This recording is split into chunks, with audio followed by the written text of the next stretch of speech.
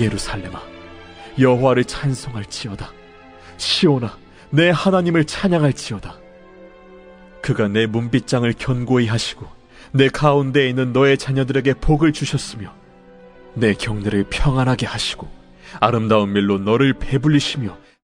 할렐루야. 안녕하세요 꿈의교회 성도 여러분, 수요일 새벽 아침입니다.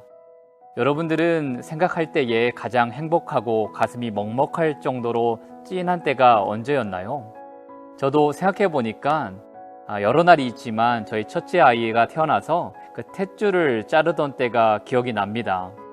간호사가 저에게 가위를 쥐어주면서 탯줄을 자르라 했을 때에 정말로 얼마나 무섭고 두렵던지 손이 막 부들부들 떨렸던 것 같아요. 아내를 보니까 얼마나 산통으로 고생을 했는지 온 얼굴이 핏줄이 터져서 마치 죽음의 사선을 넘어온 사람처럼 보였는데, 탯줄을 잘라 아이를 또 아내의 품에 이렇게 안겼을 때에 그 아내와 우리 아이가 서로 이렇게 눈을 마주치는 장면, 그 사랑과 행복과 평안이 가득했던 그 장면이 떠오릅니다. 오늘 시편 147편은요, 바벨론의 포로로 살다가 저들이 고국 예루살렘으로 돌아온 때에 지어졌던 시편입니다. 한번 상상해 보세요. 오랫동안 노예로 살다가 이제 자유인이 되어서 고국으로 돌아왔다. 얼마나 저들이 감격스러웠을까요? 그런데 저희가 여기서 오해해서는 안 될 사실이 하나 있습니다. 저들이 이제 고국으로 돌아왔을 때에 앞으로 더 잘 살게 되었다, 행복하게 될 거다라는 기대감 때문에 기뻤던 것이 아닙니다. 실제적으로 예루살렘은요, 황폐해져 있었고 아무것도 제대로 된 것이 없었습니다. 오히려 바벨론에서 노예로 살았을 때에는 저들은 잠잘 것, 먹을 것이 걱정이 없었죠. 그런데 이제 고국 예루살렘에 와서는요, 이제 그들은 미래를 걱정하는 삶으로 바뀌었다라는 겁니다. 그럼에도 불구하고 저들이 하나님을 찬양할 수밖에 없었던 이유가 무엇일까? 오늘 말씀을 보면서 우리가 은혜를 나누고자 합니다. 오늘 시편 기자는 12절에 이렇게 노래했습니다. 예루살렘아, 여호와를 찬송할지어다. 시온아, 내 하나님을 찬양할지어다. 여기서 말하는 예루살렘과 시온은 장소와 또 지정학적 위치를 이야기하는 것이 아니라 믿음으로 하나님을 고백하는 이 신앙 공동체를 이야기합니다. 지금 시편 기자는 이 신앙 공동체를 향하여서 하나님을 찬양해라, 하나님을 찬송하라, 이렇게 외치고 있습니다.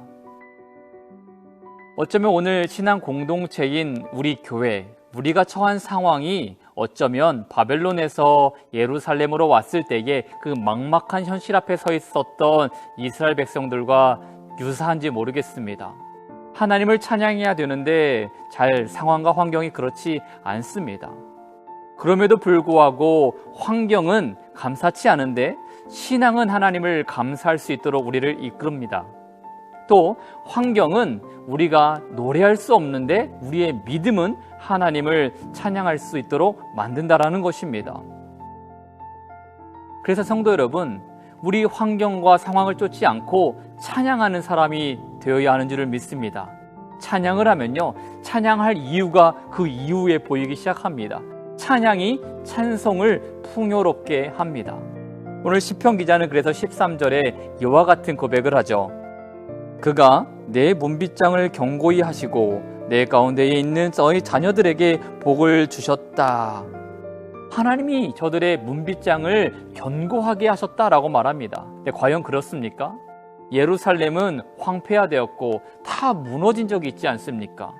지금 고국 예루살렘의 성벽이 간신히 그 모양만 유지할 뿐이지 다윗과 솔로몬 때의 영광은요, 이미 다 무너지고 난 다음입니다. 그런데 시편 기자가 뭐라고 하나님을 찬양합니까? 하나님이 문빗장을 견고하게 하셨다. 어떻게 그와 같은 고백을 할 수 있었을까요? 시편 기자는 이와 같은 이야기를 하는 것입니다. 겉으로 보이는 외형, 겉으로 보이는 건물은 다 무너졌는지 모르겠지만 하나님께서 우리에게 약속하신 이 영적인 복, 하나님께서 언약을 통해서 말씀하신 영원히 너희의 하나님이 되고 너희는 나의 백성이 될 것이다 라고 말하는 이 축복이 지켜졌다라는 것을 시편 기자는 알 수 있었기 때문에 그렇습니다. 오늘 시편 기자는 14절에 또한 이렇게 이야기합니다. 내 경내를 평안하게 하시고 아름다운 밀로 너를 배부르게 하셨다. 하나님 안에 있으면, 예수님 경내 안에 있으면 우리는 평안할 수 있습니다. 그리고 하나님께서 우리에게 뭐라고 말씀하셨습니까? 아름다운 밀로 너를 배부르게 할 것이다. 여기서 아름답다라고 하는 히브리어 헬레브는요, 가장 좋은 것이라는 뜻입니다. 우리는 세상을 쫓아서 하나님이 아닌 세상의 가치를 쫓아서 내 배를 배부르게 하려고 노력을 합니다. 그런데 그것은요, 단지 배만 부를 뿐입니다. 그런데 하나님께서 우리에게 약속하신 것은요, 배부름이 아니라 만족함입니다. 충만입니다. 오늘 우리의 삶은 어떠해야 되겠습니까? 제가 서두에 저희 아이 탯줄 이야기를 했습니다. 탯줄을 끊는 것이 생명으로 가는 방법입니다. 우리가 세상에 속한 삶의 가치들을 끊어내야 그것이 하나님이 주시는 영원한 생명으로 우리를 이끕니다. 오늘 우리는 무엇을 끊어내야 될 것인가? 세상의 배부름이 아니라 그것을 다 끊어내고 하나님이 주시는 만족함을 향하여 달려가는 저와 여러분들이 되시기를 예수님의 이름으로 축원드립니다. 기도하겠습니다. 하나님, 우리의 환경과 조건은 전혀 감사할 수 없습니다.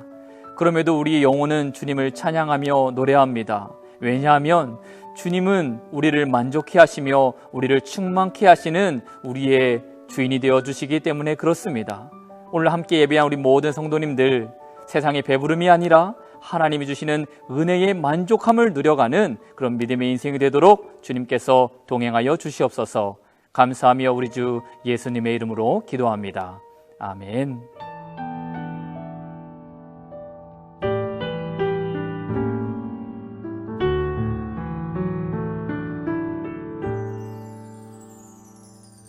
어둠만이 남겨진 그 길을